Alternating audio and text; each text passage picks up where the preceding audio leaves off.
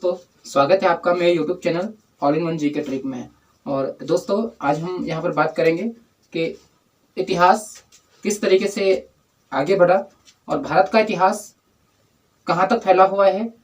सबसे पहले मानव धरातल पर, पृथ्वी पर कैसे विकसित हुआ और कौन कौन से मानव की प्रजातियाँ विकसित हुई। तो इतिहास को कितने टाइम पीरियड्स में डिवाइड किया जाता है और हमारे जो भारत में या किसी भी क्षेत्र में इतिहास की क्या जानकारी हमको किस तरीके से प्राप्त होती है। शिलालेख कहाँ पर, कौन सा शिलालेख पाया गया है और कौन सी पांडुलिपियां कहाँ पर मिली है, गुफाएं, शैलचित्र वगैरह, इन सभी को हम इस वीडियो में यहाँ पर डिस्कस करेंगे। तो वीडियो को पूरा देखें, लास्ट तक बने रहें वीडियो के साथ। तो दोस्तों, यहाँ पर बात करें तो इतिहास में जो सबसे पहले जो टाइम पीरियड था वो प्रागैतिहासिक काल था। और प्रागैतिहासिक काल से पहले की जब मैं बात करूं 30 से 40 हजार साल पहले, तो दोस्तों 30 से 40 हजार साल पहले की बात है जब धरातल पर होमो सैपियंस नामक मानव प्रजाति का विकास हुआ। किसका विकास होता है? होमो सैपियंस नामक मानव प्रजाति का विकास सन 30 से 40 हजार साल पहले इसका विकास यहाँ पर पाया जाता है। तो दोस्तों, तो देख लीजिए, सबसे पहले कौन सा मानव 30 से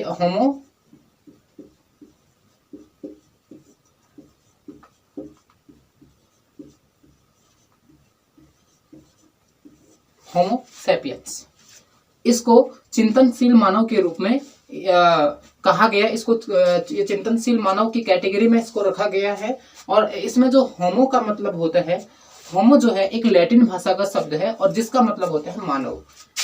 होमो का मतलब क्या होता है? मानव होता है। होमो ये किस भाषा का शब्द है?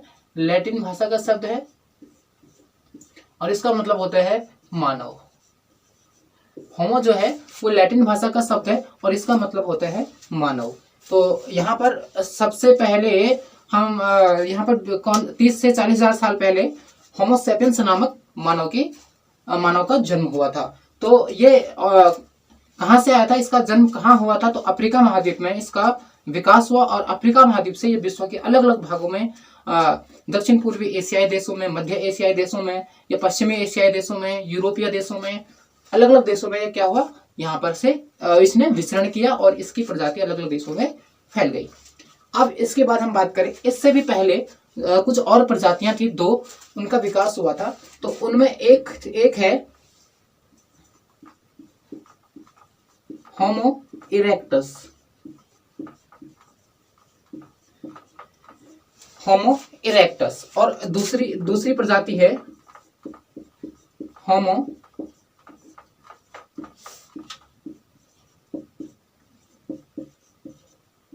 हैबिलस। तो देखिए दोस्तों, यहाँ पर जो पहले का जो समय है वहां पर जो होमो सैपियंस से भी पहले का जो टाइम पीरियड है और उसमें सबसे पहले होमो इरेक्टस जो है उनका विकास हुआ और होमो हैबिलस का भी विकास हुआ। अब इनकी क्या क्या विशेषताएं हैं? इनकी विशेषताएं एग्जाम्स में पूछी जाती है कि होमो इरेक्टस क्या था, किस प्रकार का मानव था। तो ये एक मानव था जो सीधे अपने पैरों पर खड़े होकर के चलता था। सीधे खड़े होकर चलना,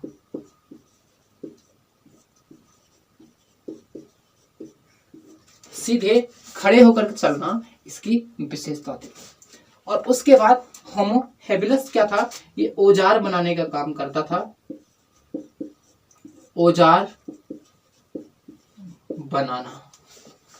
तो फ्रेंड्स, यहां पर सर्वप्रथम होमो सैपियंस से पहले होमो इरेक्टस और होमो हैबिलस नाम के जो प्रजातियां हैं ये विकसित हुई थी।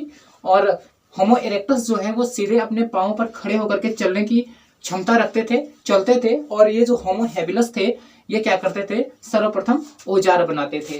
तो दोस्तों, ये है आपका जो होमो सैपियंस। ये तीनों क्वेश्चंस यहाँ पर बहुत ही जरूरी है, इंपॉर्टेंट है, ये पूछे जाते हैं। जैसे होमो सैपियंस ये चिंतनशील मानव था, वर्तमान में जो मानव है वो इसी की प्रजातियां कही जाती है। होमो इरेक्टस सीधे अपने पांवों पर खड़े होकर के चलने की प्रवृत्ति रखता है, क्षमता रखता है। और होमो हैबिलस जो है वो औजार बनाने में माहिर था, कुशल था। तो इस प्रकार से ये 3 प्रजातियां यहाँ पर सबसे पहले मानव विकसित। उसके बाद क्या हुआ, उसके बाद सीधा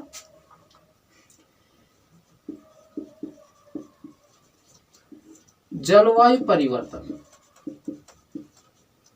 फ्रेंड्स, सीधे जलवायु परिवर्तन हुआ और जलवायु परिवर्तन से जो सारे क्षेत्र हैं वो विश्व के वो सारे किससे ढक गए, बर्फ से ढक गए और बहुत ही ज्यादा बर्फबारी यहाँ पर हुई और पूरा क्लाइमेट बदल गया। और क्लाइमेट बदलने से क्या हुआ, जो होमो इरेक्टस हैं इनकी भी जो प्रजातियां हैं वो खत्म हो गई, होमो हैबिलस की प्रजातियां भी खत्म हो गई। होमो हैबिलस और होमो इरेक्टस की प्रजातियां खत्म हुई, लेकिन होमो सैपियंस की प्रजाति कुछ बच गई और होमो सैपियंस से ही वर्तमान मानव विकसित हुआ। तो यहाँ पर जलवायु परिवर्तन इसके बाद बहुत बड़ा महत्व यहाँ पर रखता है। और इसके बाद दोस्तों हम यहाँ पर बात करेंगे प्रागैतिहासिक समय को, और प्रागैतिहासिक समय के सारे समय को हम यहाँ पर बात करेंगे। तो शुरू करते हैं।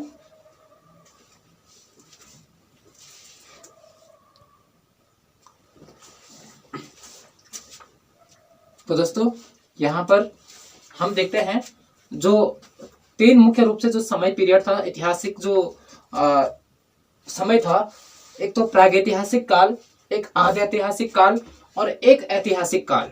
मतलब इतने पीरियड्स, टाइम पीरियड में हम इतिहास को बांटते हैं। और इसमें क्या अंतर होता है, क्या अंतर पाया जाता है, इसमें किसको प्रागैतिहासिक बोला जाता है, किसको आद्य ऐतिहासिक और किसको ऐतिहासिक कहा जाता है, तो हम इसमें बात करेंगे। तो प्रागैतिहासिक काल किसको कहा जाता है, ऐसा समय जहां पर लेखन कला का कोई विकास नहीं हुआ था। मतलब वहां पर लेखन कला का विकास नहीं हुआ था और वर्तमान में हमको आज प्रागैतिहासिक काल की लेखन सामग्री नहीं मिलती है। हमें प्रागैतिहासिक काल का पता तो चलता है, कहाँ से चलता है, वहां के बने हुए प्रमुख औजारों से। मतलब उस समय के औजार हो गए, उस समय का रहन सहन हो गया, उस समय की वस्तुओं को अगर हम वर्तमान समय में पता करते हैं, ढूंढते हैं, तो उनसे प्रागैतिहासिक काल की जानकारी तो मिलती है। लेकिन प्रागैतिहासिक काल में हमें कोई लिखित विवरण नहीं मिलता। सपोज दैट कोई शिलालेख नहीं मिलता, कोई पांडुलिपियां नहीं मिलती, या कोई अन्य तरीके का लिखित शैल चित्र नहीं मिलते हैं, या किसी प्रकार का जो अन्य यहाँ पर विवरण नहीं मिलता है। तो हम इसको कह सकते हैं कि यहाँ पर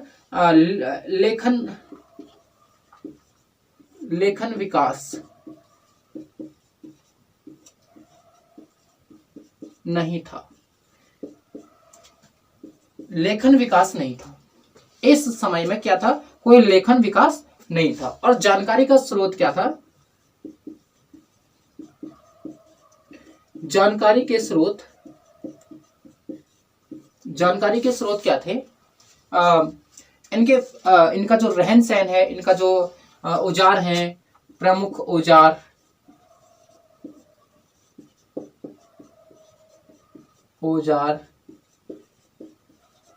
रहन सहन इत्यादि। प्रमुख औजार, रहन सहन, खान पान, वेशभूषा इत्यादि, हम इनसे यहाँ पर जो हमें वस्तुएं जो मिलती है उस समय की, तो इससे हम प्रागैतिहासिक काल की जानकारी रखते हैं। अब इसके बाद आप समझ गए होंगे प्रागैतिहासिक काल को ऐसा समय जिसमें कोई भी लेखन कला का विकास नहीं हुआ था। और दूसरे में जो वर्तमान समय में प्रागैतिहासिक काल की जानकारी मिलती है वो किससे मिलती है, यहाँ के बने, इस समय के बने प्रमुख औजारों से और वहाँ के रहन सहन क्रियाकलापों से हमें उस समय की जानकारी मिलती है। आद्य ऐतिहासिक काल हम दूसरे नंबर पर पढ़ते हैं। आद्य ऐतिहासिक काल जिसको कहा जाता है, जिसको हम बात करते हैं, यहाँ पर लेखन कला का विकास हुआ है। लेखन कला का विकास है, लेखन कला का विकास है, किंतु लेख पढ़े नहीं जा सकते। ये है यहाँ पर आद्य ऐतिहासिक काल का जो प्रमुख जो यहाँ की प्रमुख विशेषता है वो यहाँ पर लेखन कला का विकास तो हो जाता है। कोई चित्रकारी अपनी तरह से कलाकारी लोग करते हैं वहाँ के उस टाइम के, लेकिन उसको हम पढ़ नहीं सकते हैं, उसको पढ़ा नहीं जा सकता है। तो इसको हम इस विषय को हमने आद्य ऐतिहासिक कैटेगरी में रखा हुआ है, इस काल में इसको रखा हुआ है। तो इसमें क्या है, जो लिखित विवरण है उसको वर्तमान समय में पढ़ा नहीं जा सकता है, और ऐसे इस प्रकार को हम क्या कहते हैं, आद्य ऐतिहासिक। तो वर्तमान में सैंधव सभ्यता है, सिंधु घाटी सभ्यता है, उसमें उसको हम कह सकते हैं कि वहां पर वो किस टाइम का था, तो वो आद्य ऐतिहासिक टाइम का था। सैंधव सभ्यता, सैंधव सभ्यता इस काल का प्रमुख उदाहरण है। सैंधव सभ्यता, शिलालेख तो मिलते हैं, चित्रकला तो मिलती है, चित्रालेख तो मिलते हैं, लेकिन उनको पढ़ा नहीं जा सकता। ये सैंधव सभ्यता जो है ये हमको उस टाइम का आभास कराती है, उस टाइम का ज्ञान प्राप्त कराते हैं। और उसके बाद ऐतिहासिक काल, तो ऐतिहासिक काल जिसको हम इतिहास भी कहते हैं, ऐतिहासिक काल जो है वो ऐतिहासिक काल जो है वो कौन सा समय होता है, तो जिस समय का हमको जिस समय लेखन कला का विकास होता है, लेखन कला का विकास हुआ है, लेखन कला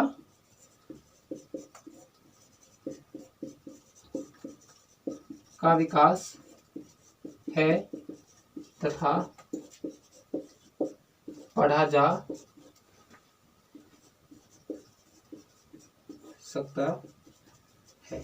मतलब ऐतिहासिक जो टाइम पीरियड है यहाँ पर लेखन कला का विकास भी हुआ है, और इसके साथ साथ इसको पढ़ भी सकते हैं, और सटीक जानकारी हमको उस समय की मिल सकती है। जैसे कि मौर्य युगीन कालीन जो गुप्त काल का जो है, गुप्त काल की जानकारी, या मौर्य युग की जानकारी, और इसके बाद अनेक जो युग हैं इनकी जानकारी हमें यहाँ पर इसको हम कहते हैं ऐतिहासिक काल। तो ऐतिहासिक काल मतलब यहाँ पर क्या है, लेखन कला का विकास हुआ है, और इन लेखों को पढ़ा भी जा सकता है। तो दोस्तों ये तीन प्रकार के जो टाइम पीरियड हैं हमने पढ़ा है। प्रागैतिहासिक, लेखन कला का कोई विकास नहीं। आर्य ऐतिहासिक, लेखन कला का विकास तो हुआ है लेकिन उसको पढ़ा नहीं जा सकता। जैसे कि सैंधव सभ्यता उदाहरण के लिए, तो सैंधव सभ्यता उदाहरण आ सकता है कि सैंधव सभ्यता जो है वो किस प्रकार का इतिहास है, आद्य ऐतिहासिक काल है। कौन सा काल है, तो आद्य ऐतिहासिक काल है। अगला है लेखन ऐतिहासिक काल, तो लेखन कला का विकास भी हुआ है और इनको पढ़ा भी जा सकता है।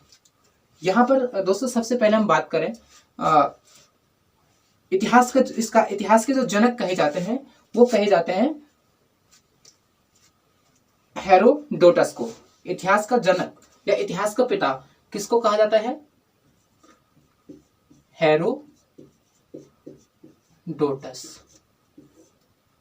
हेरोडोटस।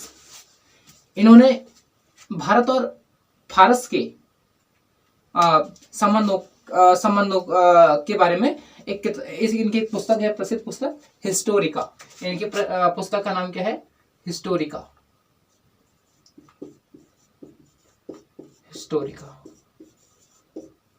तो हिस्टोरिका में हेरोडोटस ने भारत और फारस के संबंधों की विवेचना की है, और मौर्यकालीन समाज के बारे में काफी इन्होंने लिखा। तो इनका टाइम पीरियड किस में आता है, ये किन के बारे में लिखते हैं, तो ऐतिहासिक समय के बारे में इन्होंने अपनी पुस्तक हिस्टोरिका में लिखा हुआ है। तो इतिहास के पिता कौन है, हेरोडोटस। इनकी पुस्तक का नाम क्या है, हिस्टोरिका, और इन्होंने भारत और फारस के संबंध की विवेचना की है अपनी पुस्तक में। और इसके बाद दोस्तों हम आगे चलते हैं, और हमारा अगला यहाँ पर टॉपिक रहेगा पाषाण काल।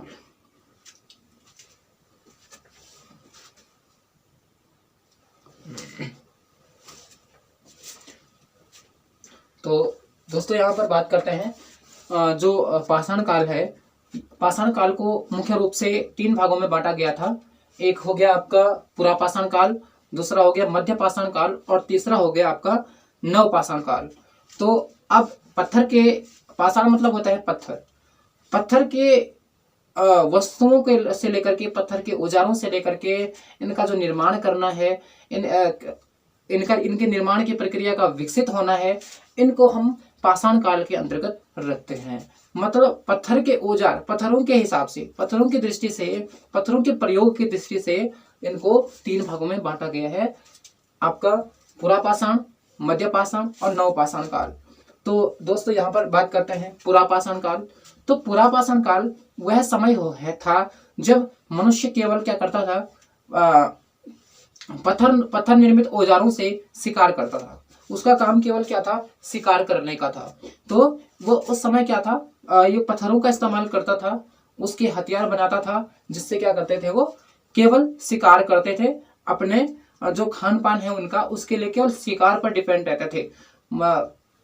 केवल क्या करना था, उन्होंने जंगली जानवरों का उनको शिकार करना था और उससे अपना भोजन संग्रह करना था। मतलब यहाँ पर जो हम इस समय के जो वर्तमान में भारत में जो पाए गए जो अवशेष हैं वो कहाँ कहाँ मिलते हैं, तो इस पर बात करते हैं। एक नर्मदा घाटी जो थी वो यहाँ पर सबसे पहले इस समय का मानव कंकाल मिला। मतलब कहा जा सकता है कि नर्मदा घाटी में सबसे पहले प्रारंभिक मानव विकसित हुआ। प्रारंभिक मानव कहाँ विकसित हुआ, तो नर्मदा घाटी में। ये आता है मध्य प्रदेश, उत्तर प्रदेश और गुजरात के कुछ भागों में आता है। तो जो नर्मदा नदी की जो घाटी है, इन क्षेत्रों में सबसे पहले मानव को देखा गया। तो प्रारंभिक मानव कहाँ पाया जाता है, नर्मदा घाटी में पाया जाता है। और यहाँ पर मानव का जो पुरापाषाण मानव का क्या मिला था, कंकाल मिला था। उसके बाद सोन घाटी पाकिस्तान में, तो यहाँ पर प्रमुख औजार मिले थे। प्रमुख औजार यहाँ पर मिले थे, औजार पुरापाषाण युगीन औजार यहाँ पर मिले। तो सोहन घाटी पाकिस्तान में क्या मिले, प्रमुख औजार। कुर्नूल गुफाएं आंध्र प्रदेश में, तो यहाँ पर प्रमुख शैल चित्र मिले। शैलों पर लिखी हुई आकृतियां ये यहाँ पर देखने को मिलते हैं। उसके बाद बैलन घाटी मध्य प्रदेश, उत्तर प्रदेश में, तो यहाँ पर जो ये तीनों का टाइम पीरियड है, मतलब आपका पुरापाषाण हो गया, मध्यपाषाण हो गया और नवपाषाण, इन तीनों के जो शैल चित्र हैं, इन तीनों के जो प्रमुख समय है, उनके शैल चित्र हो गए, औजार हो गए, ये एक क्रम में मिले थे। मतलब पहले पुरापाषाण का, फिर दूसरा आपका मध्यपाषाण का, फिर नव, एक क्रम में यहाँ पर पाए गए। तो कौन सा है, बैलन घाटी, उत्तर प्रदेश और मध्य प्रदेश, यहाँ पर इसकी सीमा पर है। तो जैसे जहाँ पर मिर्जापुर के आसपास का जो एरिया है, तो वेलन घाटी मध्य प्रदेश और उत्तर प्रदेश, मिर्जापुर के सामने के आसपास का क्षेत्र है। यहाँ पर तीनों टाइम पीरियड का एक क्रम वाइज क्या मिलता है, अवशेष मिलता है। तो भीमबेटका उत्तर प्रदेश, प्रमुख शैल चित्र यहाँ पर देखने को मिलते हैं। भीमबेटका क्या है, बहुत ही ज्यादा प्रसिद्ध है मध्य प्रदेश में। यहाँ पर इन गुफाओं में क्या बने हैं, बहुत अलग अलग रंगों के चित्रकारियां बने हुए हैं, मुख्य तो लाल और पीले रंग के। यहाँ पर बहुत ही ज्यादा यहाँ पर क्या मिलते हैं, शैल चित्र, शैलों पर लिखी हुई आकृतियां मिलती है। तो इसको अब हम बात करते हैं जो भीमबेटका है, इसको अगस्त 1990 में, अगस्त 1990 में भारतीय पुरातत्व सर्वेक्षण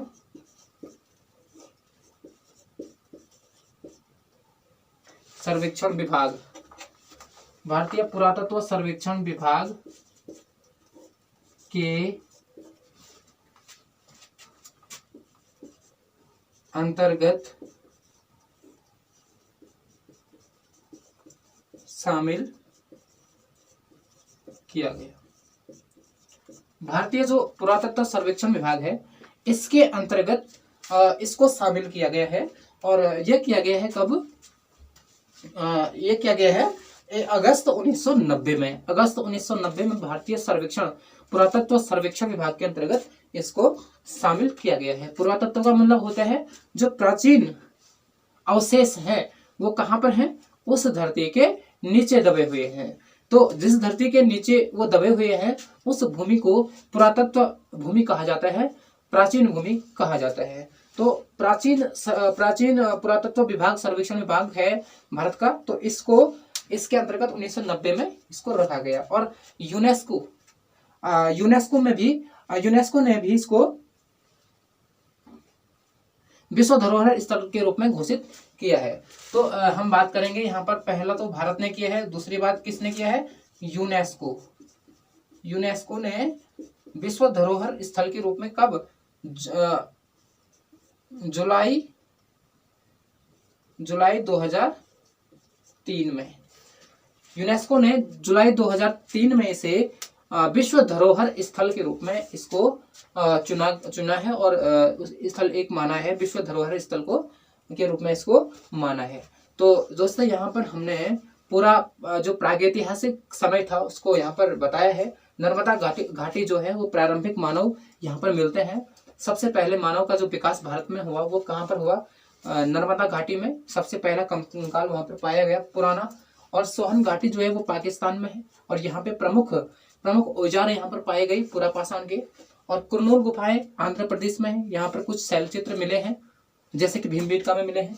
वैगन घाटी मध्य प्रदेश, यहाँ पर तीनों समय के जो अवशेष हैं वो एक क्रम में मिले हैं।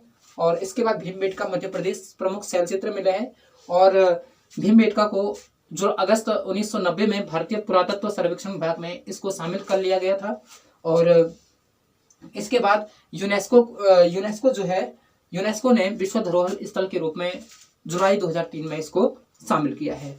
दोस्तों ये बहुत ही ज़्यादा इंपॉर्टेंट क्वेश्चन है और ये बन सकते हैं, आप जितने भी आएंगे क्वेश्चंस आपका ऐतिहासिक पीरियड से, तो यहीं से क्वेश्चन आएंगे, इससे बाहर से कहीं से भी कोई क्वेश्चन नहीं आएगा। तो इसका स्क्रीनशॉट ले लीजिएगा। और इसके बाद हम चलते हैं अपने अगले टॉपिक मध्यपाषाण काल की ओर। यहाँ पर अगला हमारा जो पीरियड है वो मध्यपाषाण काल है और इसका जो टाइम पीरियड है वो है 10,000 से 8,000 वर्ष पहले का जो समय है। तो इससे पहले जो आपका जो पुरापाषाण काल था उसका जो समय था वो 5 लाख वर्ष पहले से 10,000 वर्ष पहले का जो समय था वो था आपका पुरापाषाण का। यहाँ पर मध्यपाषाण का 10 से 8,000 साल पहले, 8,000 वर्ष पहले का जो समय है।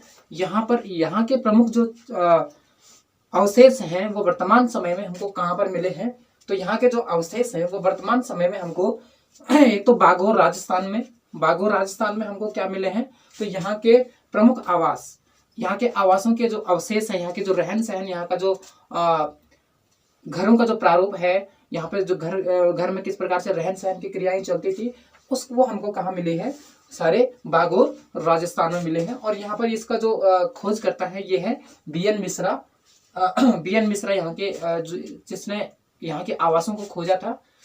अगला है लंगनाज जो है वो गुजरात में है और लंगनाज में जो है 14 मानव के कंकाल मिले थे, 14 मानव के कंकाल। और इसके जो खोज करता है वो HD संकालिया है, HD संकालिया ने 14 मानव कंकाल कहाँ पर खोजे हैं, लंगनाज गुजरात में।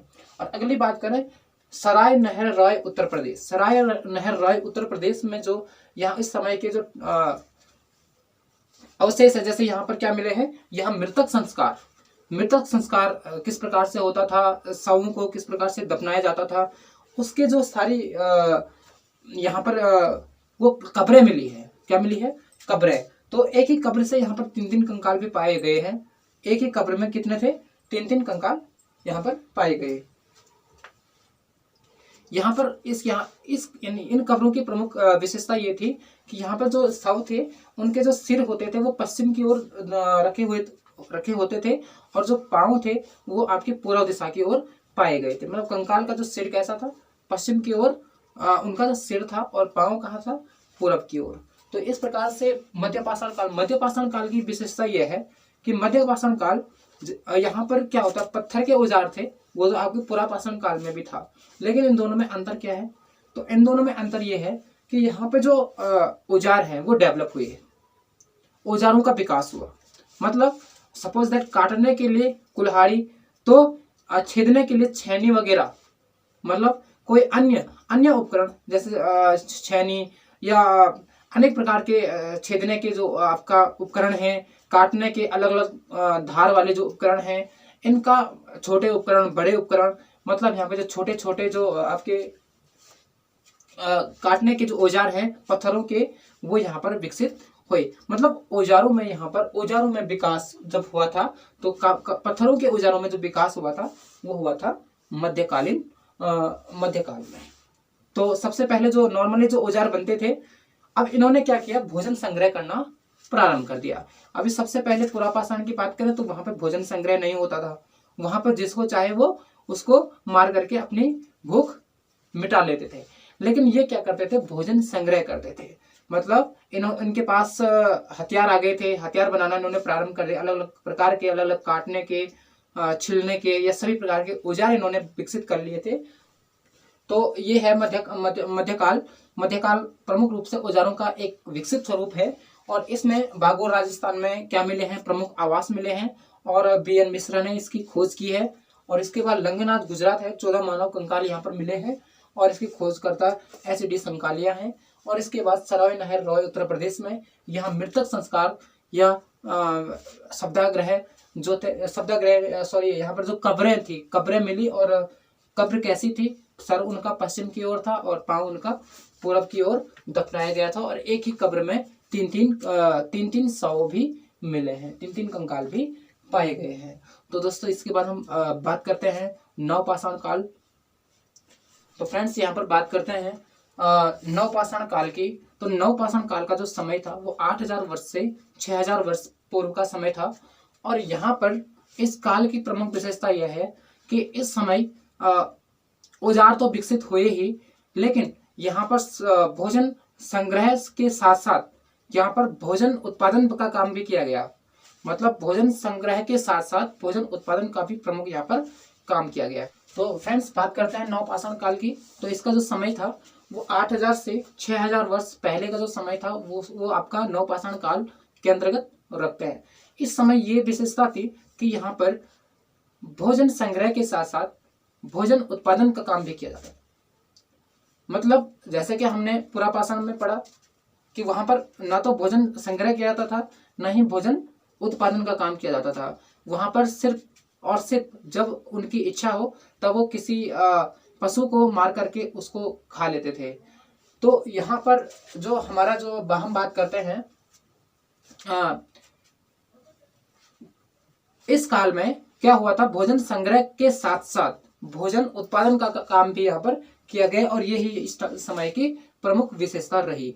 और इस समय काफी विकसित हो गई थी यहाँ की जो यहाँ का जो समाज था, किस तरीके से विकसित हुआ। तो यहाँ पर क्या क्या परिवर्तन इस समय हुए थे, तो यहाँ पर लोगों के साथ बात करते हैं। कृषि व पशुपालन का यहाँ पर विकास हो गया था। अब सबसे पहले जो फसल बोई गई थी उसका नाम है गेहूं और जौ।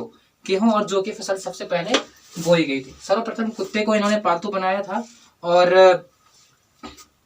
उसके बाद अन्य जानवरों को, जैसे गाय हो गया या फिर अन्य जानवरों को इन्होंने पालतू बनाया। देन आविष्कार, पहिए का आविष्कार भी हो गया था, जैसे कि किसी प्रकार की बैलगाड़ी वगैरह, पशुओं से गाड़ी खींचना, इस तरीके की पहिए का आविष्कार हो गया था। और अनाज संग्रहालय का जो यहाँ पर विकास था वो यहाँ पर हो गया था, अनाज संग्रहालय।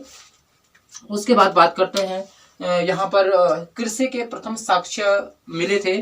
जो कृषि के जो इसी के साथ जो इतने क्रियाकलाप हैं यहाँ पर संपन्न हुए थे नवपाषाण काल में। तो नवपाषाण काल की प्रमुख विशेषता ये है कि यहाँ पर भोजन संग्रह के साथ साथ भोजन उत्पादन का काम भी किया गया था, क्योंकि कृषि और पशुपालन का विकास हो गया था। और जो जानवर हैं इनको इन्होंने पालतू बनाना शुरू कर दिया था। और पहिए का संग्रहालय, अनाज संग्रह, पहिए का जो आविष्कार हो गया था, अनाज का जो संग्रहालय था, ये भी यहाँ पर हो गए थे। अब इसके बाद हम बात करते हैं कि यहाँ नवपाषाण काल के प्रमुख साक्ष्य कहाँ पर उपलब्ध हैं, वर्तमान समय में कहाँ पर मिलते हैं। तो कृषि के जो यहाँ पर कृषि के जो प्राचीनतम साक्ष्य है वो मेहरगढ़, पाकिस्तान में एक प्रांत है बलूचिस्तान, वहां पर मिले थे। तो प्राचीन कृषि के साक्ष्य कहाँ पर मिले हैं, मेहरगढ़ में। कहाँ पर है, पाकिस्तान बलूचिस्तान में। उसके बाद बुर्ज होम ये पड़ता है आपका कश्मीर में। और यहाँ पर विभिन्न प्रकार के पत्थर और हड्डियों के बने हुए औजार और गेहूं और जौ के अलावा इन्होंने मसूर और अरहर की फसलें बोना शुरू किया था। और कुत्ते को दफनाने के यहाँ पर साक्ष्य यहाँ पर मिलते हैं। कहाँ पर मिलते हैं, बुर्ज होम, जो कहाँ पर है, जो कश्मीर में है, और कुत्ते को दफनाने की यहाँ पर परंपरा, और गेहूं के अलावा, गेहूं जौ के अलावा मसूर अरहर की खेती। तो दोस्तों यहाँ पर ये मेहरगढ़ हो गया, बुर्जहोम, कोल्डिहवा और चिरांद, ये यहाँ पर इतने सारे इंपॉर्टेंट क्वेश्चन हैं। जितने भी ये 4 क्वेश्चन हैं बहुत ही ज्यादा इंपॉर्टेंट है, बार बार एग्जाम से पूछे जाते हैं। उसके बाद हम बात करते हैं कोल्डिहवा उत्तर प्रदेश। सबसे पहले चावल के साक्ष्य मिले थे, मतलब सबसे पहले चावल की खेती कहाँ होती थी? कोल्डिहवा उत्तर प्रदेश में होती थी। तो ये प्राचीन चावल के प्राचीनतम साक्ष्य कहाँ पर मिले हैं? कोल्डिहवा उत्तर प्रदेश। उसके बाद है चिरांद, बिहार का। तो चिरांद ये बिहार में, ये हड्डियों के उपकरण यहाँ पर मिले थे, हड्डियों के बने हुए औजार यहाँ पर मिले हुए थे। तो दोस्तों इतने सारे क्वेश्चन इस टाइम पीरियड में संपन्न हुए थे, इतने सारी प्रक्रियाएं हुई थी इस समय में, नवपाषाण काल में, और बहुत ही इंपॉर्टेंट काल है, और इस काल से क्वेश्चन बहुत ज्यादा पूछे जाते हैं। और मैं आपको बता दूं कि जो हम इस प्रकार के जो कैसे ज्ञात करते हैं, कितने समय पहले का जीवाश्म था, किस विधि से हम ज्ञात करते हैं, तो उसका नाम है दोस्तों, उसका नाम है कार्बन C14 विधि और कार्बन डेटिंग विधि। कार्बन C14 विधि और कार्बन डेटिंग